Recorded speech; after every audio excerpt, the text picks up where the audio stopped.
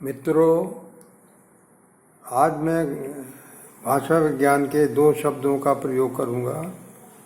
मैं ये बात को साफ करना चाहता हूँ। मैं पहले भी कह चुका हूँ कि जो लैंग्वेज टीचर्स हैं, विशेषतया जो हिंदी भाषी क्षेत्रों में है या विदेश में हैं, ये उनके लिए ज़्यादा उपयोगी हैं। लेकिन मैं ये नहीं चाहता कि भाषा विज्ञान के जो शब्द हैं उनको सरल भाषा में जो है लोग समझें, अन्यथा जो है इसका जो उद्देश्य है मेरे कहने का वो पूरा नहीं हो पाएगा। मैं ये शब्द हैं घोष और अघोष, वॉइस्ड एंड वॉइसलेस। वैसे तो इसके कई तरीके हैं, मैं डेफिनेशन वगैरह बताना नहीं चाहता। ये है कि आप यहाँ पर गले पर अगर हाथ यहाँ रखें और अगर का और गा बोलें तो का में कोई झंझनाहट नहीं होगी, गा में होगी। इसी तरह कान में आप उंगली लगा के देख सकते हैं। खैर, मैं एक नया तरीका बताता हूँ, सरल तरीका। वो ये है कि जितने वॉवेल्स हैं हिंदी में और इंग्लिश में, वो सब घोष होते हैं। सघोष भी कहते हैं, लेकिन घोष।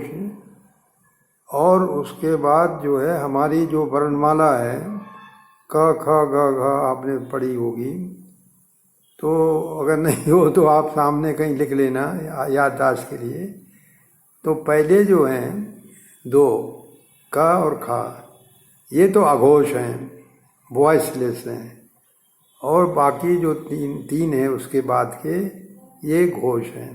ये याद कर लीजिए, बड़ा सरल है। तो का से लेके आप वर्ग में आए तो आप देखेंगे कि पहले दो सभी में का खा, नीचे चा छा, नीचे टा ठा, और ये और उसके बाद के तीन जो हैं वो तीनों घोष होते हैं। ये मैंने एक बता दिया याद करने के हिसाब से। तो इन दोनों शब्दों का प्रयोग अगर आप जानते हैं तो हिंदी और इंग्लिश दोनों के लिए बहुत सुविधाजनक है। मैं पहले यहाँ एग्जाम्पल जो दूंगा वो इंग्लिश के दूंगा, क्योंकि दोनों के काम का है। फिर मैं हिंदी के दूंगा। ये उदाहरण लेते हैं कि मैंने जैसे पहले बताया था कि हमारे जो पड़ोस का जो वो है ध्वनि है, उससे जो है पहले वाला प्रभावित होता है, और कभी कभी पहले वाले से दूसरा भी होता है। अब इंग्लिश में आप जानते हैं कि एस जो है ST वाला, बोलते हैं ABCD वाला, तो ये जो टी है वो अघोष है। तो इसके बाद एस आप जानते हैं एस दो जगह लगता है इंग्लिश में। एक तो प्रेजेंट टेंस में लगता है, जैसे ही कुक्स, ही प्लेज, तो यहाँ पर, और दूसरा जो है बहुवचन में भी लगता है। तो अब उदाहरण से हम दो उदाहरण लेते हैं, बाकी तो आप समझ जाएंगे। एक शब्द है बुक, तो अंत में का आता है ये, तो ये अघोष है। तो जब इसमें एस लगेगा, प्लूरल बनेगा बुक्स, तो ये जो एस है वो सा बोला जाएगा। क्यों? क्योंकि सा जो है अघोष है और उसका घोष है जा। तो हमने बताया बुक और बुक्स। अब दूसरा शब्द कैट है, तो कैट भी जो है टा जो है अघोष है, तो कैट में एस जुड़ेगा तो कोट्स कैट्स हो जाएगा, सा बनाएगा। लेकिन अगर हम डॉग बोलें, डॉग कुत्ता, तो डॉग में जब एस लगाते हैं तो ये जा बोला जाता है, जा, सा का वॉइस्ड फॉर्म है जा। तो जनरली क्या होता है कि यहाँ समझते हम ये हैं कैट्स और डॉग्स, तो डॉग के आगे गा अगर है तो दैट ही मुंह से निकलेगा। लेकिन हम लोग इम्प्रेशंस, मैंने बताया था कि लिखित से ऐसे बन जाते हैं कि लोग बोलेंगे तो उनसे पूछो, वही बोलेगा डॉग्स। उनसे पूछो क्या बोला, बोले हमने सा बोला। तो गा के बाद सा नहीं आ सकता, बोल ही नहीं सकते, वो जा बोला जाएगा, डॉग्स।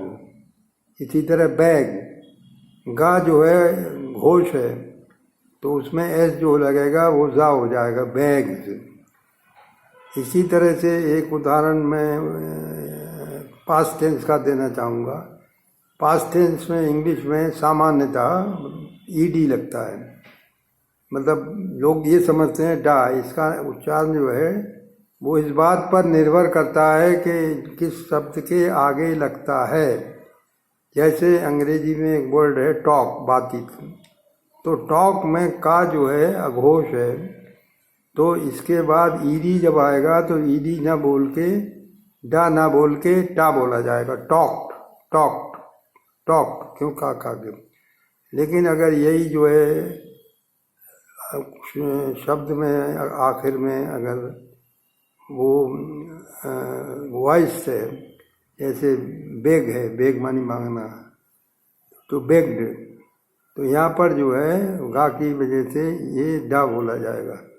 तो कहने का सारांश ये है कि एस ध्वनि जो है उसका, ये जो बहुवचन में बोली जाती है और प्रेजेंट टेंस में भी, उसका उच्चारण इस बात पर निर्भर है कि जो संज्ञा हैं उनके आगे जो शब्द अंत में है वो वॉइस है कि वॉइस्ड है। ये मैंने दो तीन, हाँ ये उदाहरण थोड़ा रह गया था कि हमने जब बात की थी का से लेके माँ तक, उसके बाद जो है लेते हैं य, र, ल, व, ये घोष हैं।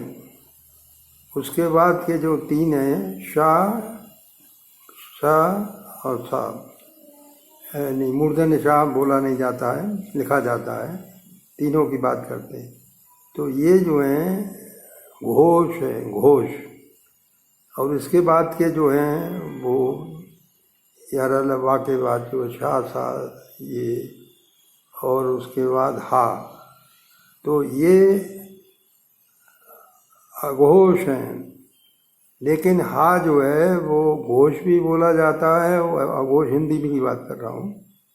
तो ये वो इस बात पर निर्भर रहता है कि वो हा आया कहाँ से। अगर मान लो दो वावल के बीच में है तो ये वॉइस्ड होगा, जैसे आहार। ये मैंने कुछ उदाहरण से आपको बताया। कल मैं आपको हिंदी में इस घोष और अघोष का हम कैसे लाभ उठा सकते हैं, संधि विच्छेद वगैरह में बहुत आसानी से कर सकते हैं। धन्यवाद।